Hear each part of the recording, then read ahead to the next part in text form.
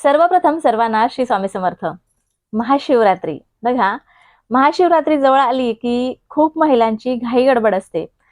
भगवान शंकरांना व्हाईट रंग खूप प्रिय आहे, जो शांततेचा प्रतीक आहे.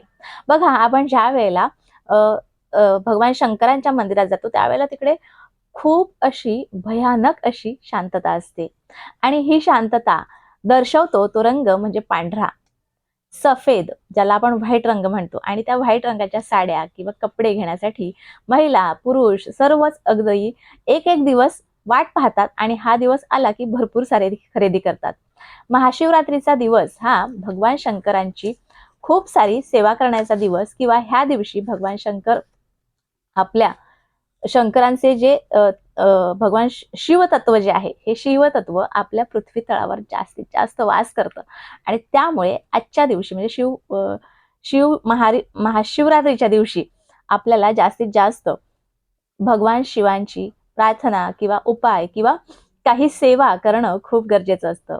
आजच्या दिवशी म्हणजे महाशिवरात्रीच्या दिवशी हा व्हिडिओ माझा कधी येईल सांगता येत नाही, परंतु महाशिवरात्रीच्या दिवशी तुम्हाला ज्या काही गोष्टी करायच्या आहेत, जे काही मंत्र किंवा जे काही तुमच्या इच्छा पूर्ण करायच्या असतील किंवा तुमच्या आयुष्यात आलेल्या काही अडचणी आहेत त्या दूर करण्यासाठी आज भरपूर सारे तुमच्यासाठी मी उपाय घेऊन आलेले आहे.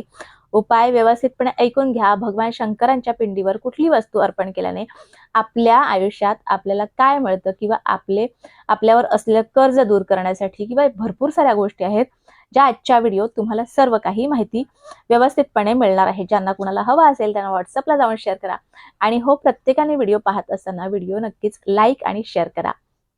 तर बघा, महाशिवरात्र हा 4 प्रहार मध्ये आपल्याला पूजा करायची असते. जर तुम्हाला शक्य होत असेल तर तुम्ही करू शकता. आता भगवान शंकरांचा ज्यांनी बघा, बऱ्याच लोक काय करतात ह्या दिवशी कडक व्रत करतात किंवा काही लोक काय करतात तर व्रत न करता भरपूर सारी सेवा करतात. ह्या दिवशी भगवान शंकरांच्या पिंडीवर जलाभिषेक, दूध अभिषेक, पंचामृत किंवा मधाचं किंवा उसाच्या रसाचं भरपूर साऱ्या वस्तूंचा अभिषेक केला जातो आणि त्याचे फायदे सुद्धा आपल्याला वेगवेगळ्या पद्धतीने अनुभवायला मिळतात. किंवा आपण नेहमी ज्या वेळेला आपण अभिषेक करतो, अगदी काही नसेल कोणाकडे तरीही थंड पाण्याचा अभिषेक केला जातो. थंड पाणीच का? बऱ्याच लोकांना असा प्रश्न पडतो की दूध किंवा पाणी थंडच का अर्पण करावे. तर बघा, त्यासाठी सुद्धा एक तुम्हाला छोटीशी कथा सांगते.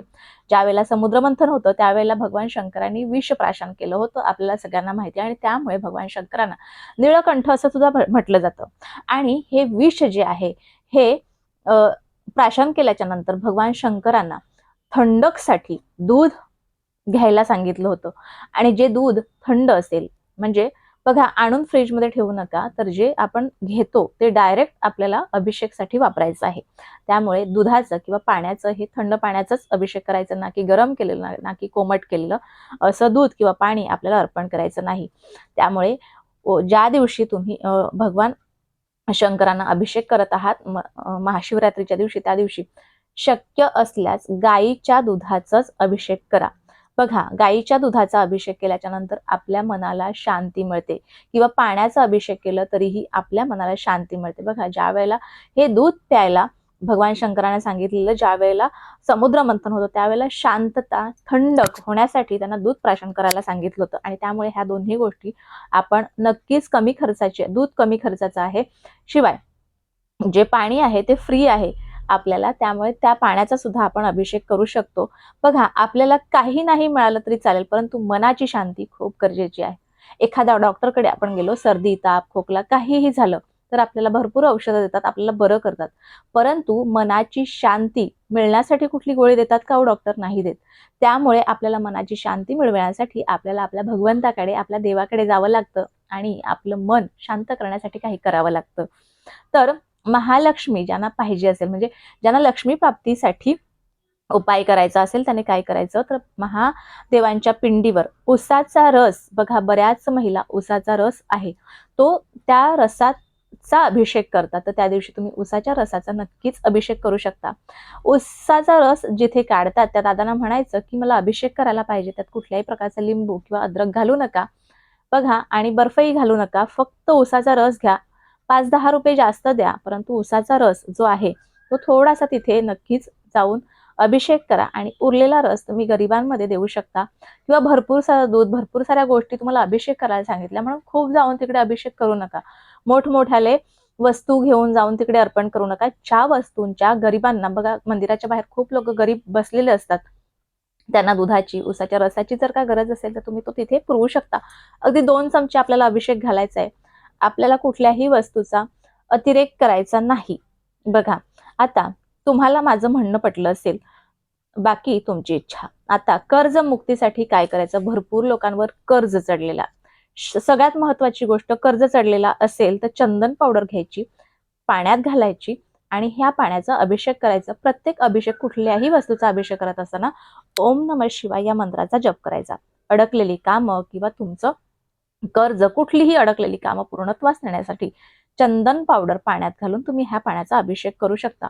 नातं बिघडलं असेल किंवा नवरा बायकोचं पटत नसेल, त्यासाठी काय करायचं?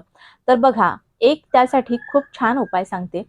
नातं टिकवायचं असेल किंवा भगवान शंकरांना ज्या वेळेला आपण पिंडीवर अर्पण करतो, मध अर्पण करतो, त्यावेळेला आपलं दूर झालेलं नातं, नात्यात दुरावा आलेला असेल किंवा काहीतरी कारणास्तव आपण दूर झालेले असतो एकमेकांपासून, तर हे ज्या वेळेला मध अर्पण करतो त्यावेळेला बऱ्याच गोष्टी आपल्या पासून जे अडथळे असतात ते दूर होतात आणि आपण पुन्हा नव्याने एकत्र येतो, ते नातं कुठलंही असू द्या.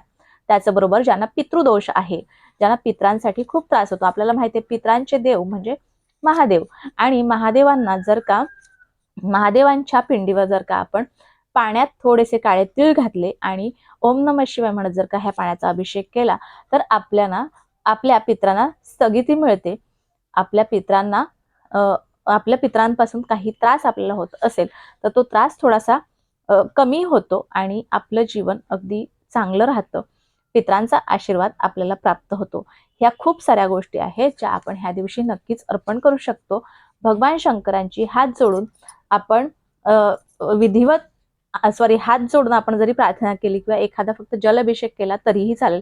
ह्या सगळ्याच गोष्टी अर्पण केल्या पाहिजेतच असं नाही, परंतु आपले खूप सारे लोक आहेत ज्यांना खूप साऱ्या अडचणी आहेत, त्या अडचणी दूर करण्यासाठी सगळे मी उपाय छोटे छोटे सांगितलेले आहेत. प्रत्येकाने ह्या दिवशी काही गोष्टी नक्कीच पाळा. उपवास ज्यांना जमत असेल त्यांनी उपवास करा. ज्यांना काहीही स्तोत्र मंत्र म्हणता येत असतील त्या दिवशी ते नक्कीच करा.